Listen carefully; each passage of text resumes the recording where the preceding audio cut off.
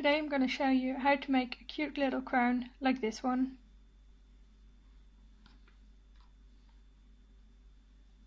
So we start by chaining 8.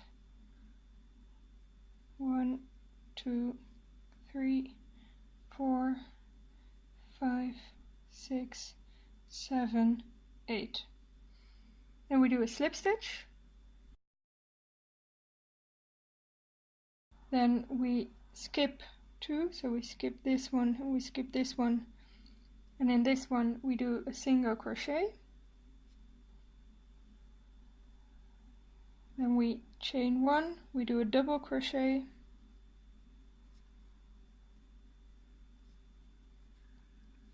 we chain 1, do a single crochet, and then we chain 1 and do a double crochet again. And that's it.